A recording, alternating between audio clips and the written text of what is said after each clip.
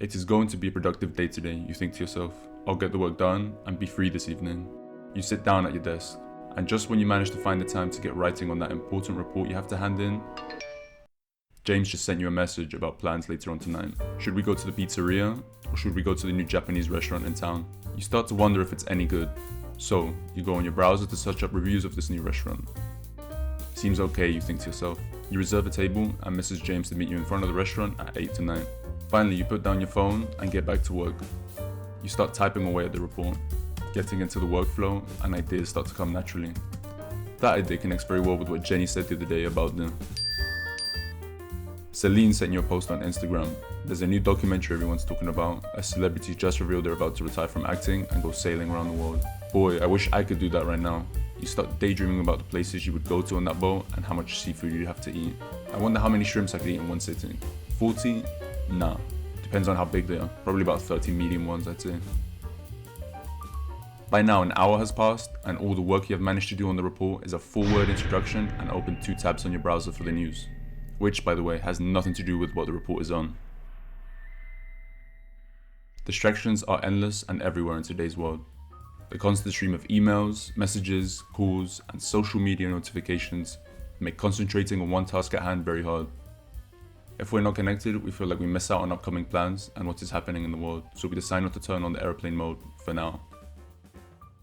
In the book Stolen Focus by Johan Hari, he details how today's social media platforms and working environments steal our focus and make us less able to concentrate on our tasks. He shows exactly how platforms such as Facebook utilize uniquely designed systems to keep their users engaged as long as possible. Additionally, he stresses the dependence working environments today have on multitasking and how this actually decreases the amount of total working output produced. How do I decrease these distractions around me? How do I become more focused on my tasks? If my working environment encourages multitasking, how does this decrease my effectiveness and how can I fix it? You will learn the answers to these questions and many others about our stolen focus and how to reclaim it so that you can focus on your tasks better and get them done easier.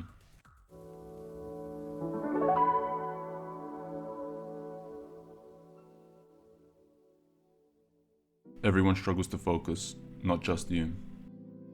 Soon Lehman, a professor at Denmark's Technical University, was studying the topic of short attention spans and found that this is not just happening today, but has in fact been happening for centuries.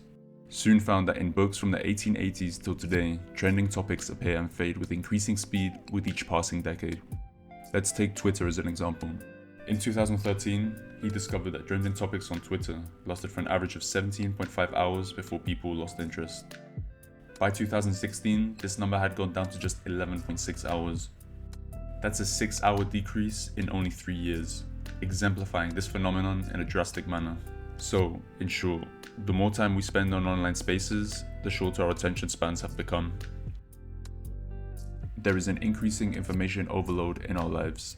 As the way we receive information speeds up, we are compelled to forcibly limit it as it intrudes on our lives, especially when it interferes through constant pings and notifications on our phones, laptops, and even watches. Our brains can't possibly catch up with the rates at which the information we receive compounds every several years. Research suggests that there is a finite limit to how quickly we can process information, and the brain has not changed significantly in the last 40,000 years, whereas our technology and its information have. Therefore, Johan Hari says that it's no wonder we find it increasingly harder to focus with each passing decade. Your time is valuable for Silicon Valley, and that is why they want to capture it as much as possible. Facebook, Instagram, and Twitter, they are all made to captivate as much of your time as possible. The infinite scroll, the endlessly refreshing feed of content that is now on pretty much every single social media platform, is one of the many techniques they use to achieve this. This never-ending supply of content means you could scroll forever and still find something that platforms think you would be interested in. On average, this method can keep a user engaged for up to 50% more time on the platform. The more you're engaged, the more ads they can serve you, and therefore the more money they make. Sure, they can keep you engaged and entertained during those brief periods in the day where you're in need of entertaining. But these can easily add up in time to hours on end. Talking about being entertained, if you are entertained by the video so far, be sure to hit the thumbs up as it helps the channel reach a wider audience. Your time is just as valuable for these companies as it is for you. Imagine what you could do with an extra hour a day focused on learning a language, a new instrument, or just finishing up that report before the evening so you can be free after. Unless you have a business running on these apps, you don't make money from when you are on these apps. They do. Learn how to value your precious time. Algorithms, a force for good and evil. Algorithms can help push communities and information that needs spreading just as much as they can push misinformation and hate on platforms. In Rio de Janeiro, Brazil, a Facebook page called Coletivo Papo Reto collects and disseminates videos of unjust actions perpetrated by local authorities within the favelas. This page has been pushed and has grown, bringing to light many of the unreasonable actions taken against the people living in the favelas and causing a shift in public opinion. However, as much as the algorithms have pushed communities like these on social media, they have also helped bring presidents like Jair Bolsonaro, who has, according to sources, made the situation amongst the authorities in the favelas worse.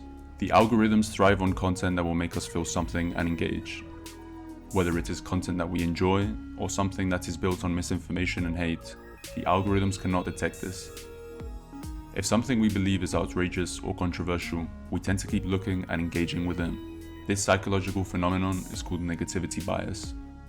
All the algorithms see is the engagement in this type of content increase, so they push it to more potential people. They do not have the moral capacity to decide what will ultimately benefit everyone in seeing in the future, what content bases itself on the truth, and what content bases itself on lies. Our society values multitasking, but we shouldn't always. As information flows increase exponentially, so does our society's need for multitasking. Our focus is a resource that allows us to produce, to earn, and to tick off our to-do lists. The more we can simultaneously achieve, the better our focus is spent. Yet, when we multitask, we're not performing equally across all the tasks at once. In fact, we're switching between them at an alarmingly fast rate. This is bad because when you switch between your tasks, or you're interrupted mid-task, your brain needs time to recalibrate, which decreases your mental performance overall. A study that was commissioned by Hewlett-Packard compared two groups, one who worked on a task uninterrupted and one that was distracted throughout the course of their task. The study found that members of the distracted group temporarily dropped an average of 10 points in their IQ while they were completing their task. Our work environments encourage the unneeded multitasking at times, through a constant flow of emails that need replies, having multiple meetings about different projects, and working with several computer screens with the occasional glance at the phone. In the US, the average worker can spend up to 40% of their time multitasking. Is there a solution? So, what is the solution to this problem? You need to get into the habit of working yourself into a flow state. To do this, the first step needs to be that your task must be intrinsically rewarding. Find a passion or end goal in the task at hand, visualize it, and engage with it. Write down targets and final outcomes that you want to happen if this helps. Secondly, the task should be challenging enough to keep you engaged and not want to lose focus, but also not too difficult to be tempted to give up. If it does seem difficult, divide the larger task into smaller ones and keep track of these as you progress through them.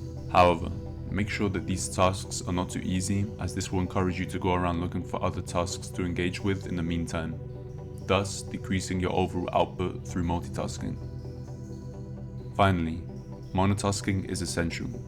Plan one task and stick to it. Turn off your phone or put it onto flight mode. The emails can wait for later. It will only be 30 minutes to an hour and you can get back to them. To tap into the source of focus, you need to direct all your mental energy towards a single task. High-performing individuals like athletes, musicians, and scientists often attribute their achievement to their ability to access flow states. But in our society that values multitasking, the average person is finding it harder and harder to achieve flow and fully give the task at hand their all. One final easy and actionable piece of advice that John Harry gives is to don't focus harder on your task, instead let your mind wander. Doing nothing is actually a valuable form of focus because it facilitates creativity, which arises when you make unexpected mental connections and associations. The longer you can let your thoughts drift, instead of, for example, being on your phone, the more unexpected associations your mind can create, which just might help you reclaim some of your stolen focus.